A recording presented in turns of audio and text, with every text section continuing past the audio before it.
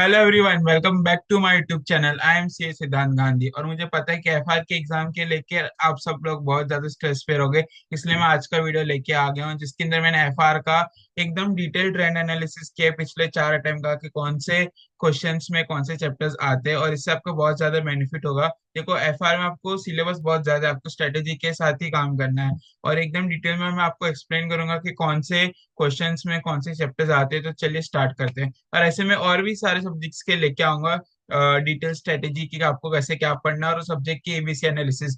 तो आप जरूर चैनल को सब्सक्राइब करके रख देना ताकि आप कोई भी इंपॉर्टेंट अपडेट मिस ना कर दे। तो लेट्स स्टार्ट। देखो, क्वेश्चन नंबर 1 या तो हमेशा कंसोलिडेशन से पूछा गया है या तो इंडेक्स 103 से पूछा गया बिजनेस कॉम्बिनेशन का।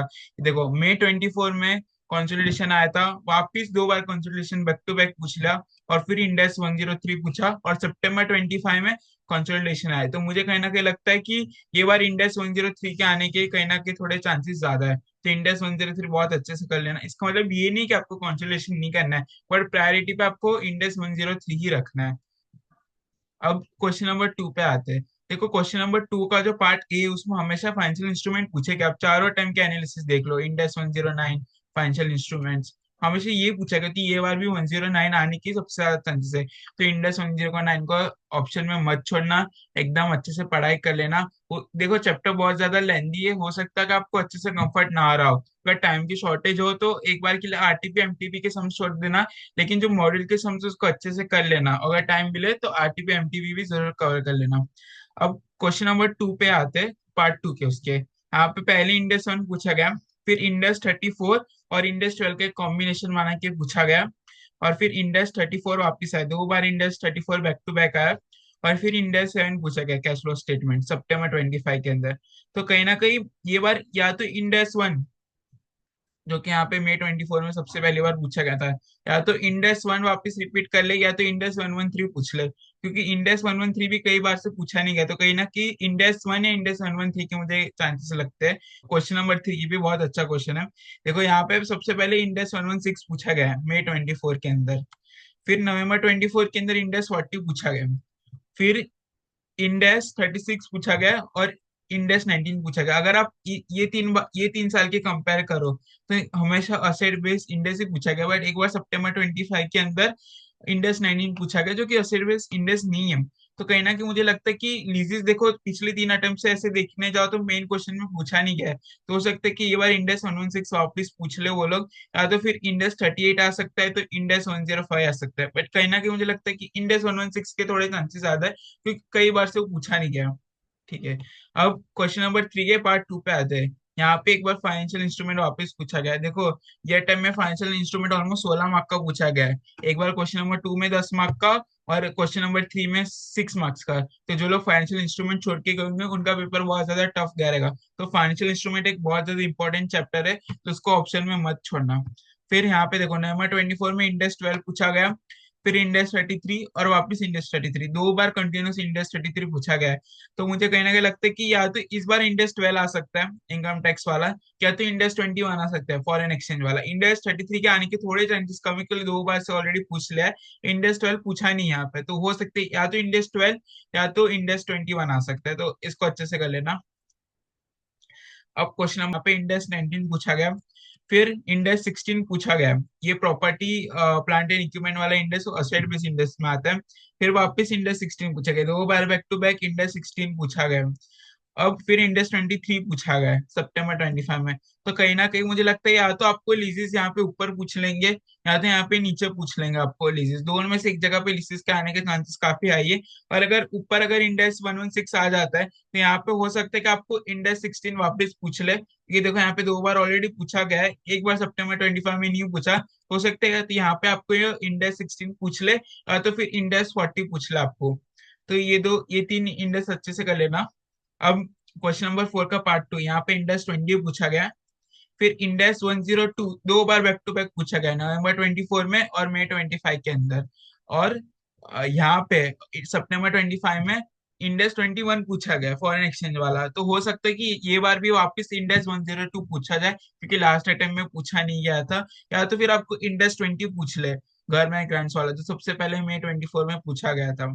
वरना इंडेक्स 41 एग्रीकल्चर पूछा जा सकता है। वो एग्रीकल्चर वाला इंडेक्स भी काफी बार से उन्होंने टेस्ट नहीं किया है, तो बहुत सारे लोग उसको ऑप्शन भी छोड़ के चले जाते हैं, सही बता रहे हैं। तो हो सकता है कि आईसीआई पेपर को हल्का सा ट्रिक करने के लिए इंडेक्स 41 भी पूछ ले।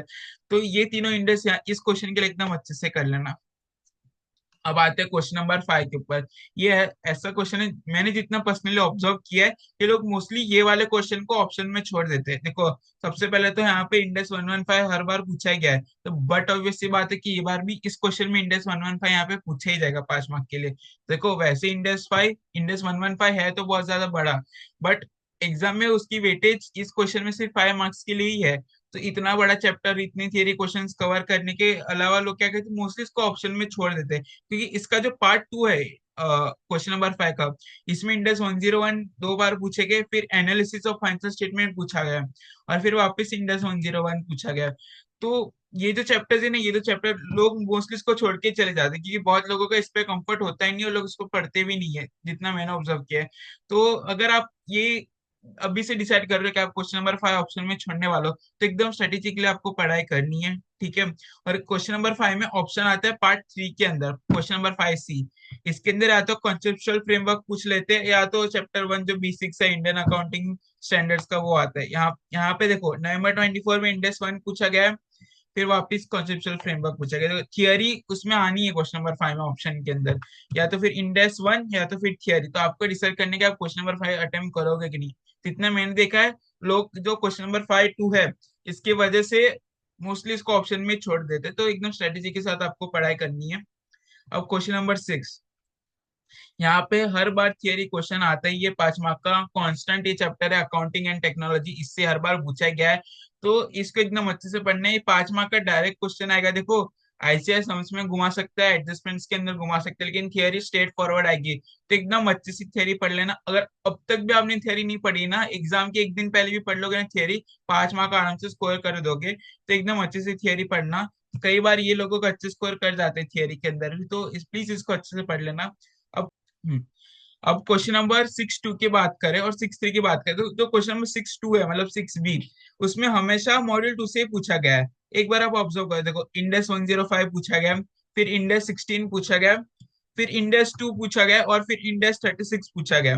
तो ये बार कहीं ना कहीं मुझे लगता है मॉड्यूल 2 से इंडेक्स 23 के आने के चांसेस है, या तो 38 या तो 40। अगर 40 आपको यहाँ पे ऊपर वो लोग पूछ लेते हैं, तो यहाँ पे बाकी में 23 या 38 आ सकता है, क्योंकि हमेशा मॉड्यूल 2 से पूछेगा, और इसमें एक भी रिपीट नहीं हो रहा है। तो हो सकता है कि जो अब तक पूछा ना गया हो, वो यहाँ पे 5 मार्क के लिए पूछा जा सकता है।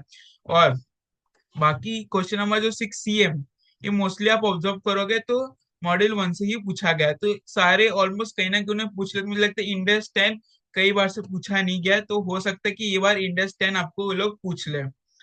डिटेल ट्रेंड एनालिसिस मैंने बना के रखी है, अगर आपको पीडीएफ चाहिए तो आप कमेंट में बता देना, मैं आपके साथ जरूर इस पीडीएफ को शेयर कर दूंगा। और ट्रेंड एनालिसिस अभी यहाँ पे खत्म नहीं होती है, ये जैसे मैंने डिस्क्रिप्टिव पार्ट का किया था, अभी एमसीक्यू पार्ट का भी मैंने ट्रेंड एनालिसिस किया है। तो चलिए मैं आपको बताता हूँ। ये देखो, ये ट्रेंड एनालिसिस मैंने कर रखा है। ये May 24, November 24, May 25, September 25, कौन से चैप्टर से कितने मार्क के एमसीक्यू पूछे गए थे, एकदम मैंने डिटेल में बता के रखा है। देखो, May 24 में 2 मार्क के आए थे इंडेक्स 7 से, कैश फ्लो स्टेटमेंट से, फिर 103 से 2 मार्क का, इंडेक्स 115 से 2 मार्क्स का, फाइनेंशियल इंस्ट्रूमेंट से 6 मार्क का। तो आप देख सकते हो कि कहीं ना कहीं 10 से 15 मार्क का तो फाइनेंशियल इंस्ट्रूमेंट वो लोग डिस्क्रिप्टिव में भी पूछते ही है, और 5 से 6 मार्क तो यहाँ पे एमसीक्यू में भी पूछ रहे हैं। तो फाइनेंशियल इंस्ट्रूमेंट इतना इंपॉर्टेंट चैप्टर कि आप उसको लीव करना छोड़ ही नहीं सकते। अगर आपको अभी भी कंफर्ट नहीं, आप किसी प्रोफेसर का रिवीजन वीडियो देखो और एकदम अच्छे से कंफर्ट रखो फाइनेंशियल इंस्ट्रूमेंट्स के ऊपर। फिर प्रोफेशनल एथिक्स पूछेगा, ये भी थ्योरी चैप्टर, आप इसको अच्छे से कर लेना। हर बार कहीं ना कहीं 2 मार्क का एमसीक्यू इस चैप्टर से पूछा गया ही है। और एकदम आप एकदम अच्छे से अपने आप से रिफर कर सकते हो कि कौन से चैप्टर से कितने मार्क का पूछा गया है। अगर आपको पीडीएफ चाहिए, कमेंट में बता देना, मैं डिटेल में शेयर कर दूंगा आपके साथ ये पीडीएफ। और देखो, एफआर में जीतने के लिए सिलेबस नहीं, स्ट्रेटेजी चाहिए।